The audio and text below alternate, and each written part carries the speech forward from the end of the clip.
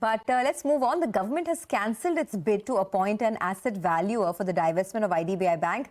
Sapna joins in with more details on all that she's picking up. Sapna, over to you.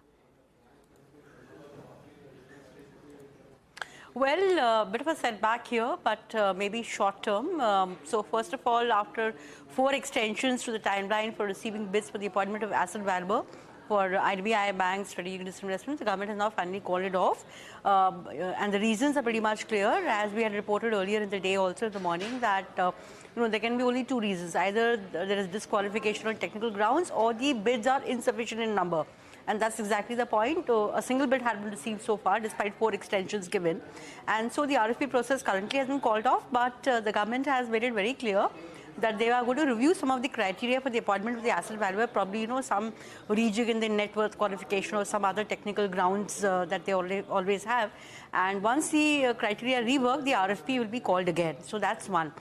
Now, second, we need to understand the larger perspective of the IDBI Bank strategic disinvestment. So, parallelly, the RBI process for fit and proper is still on, and they are in touch with the foreign jurisdictions as far as those EOIs which have come in. So, all that fact check is still on, and it's a long drawn process.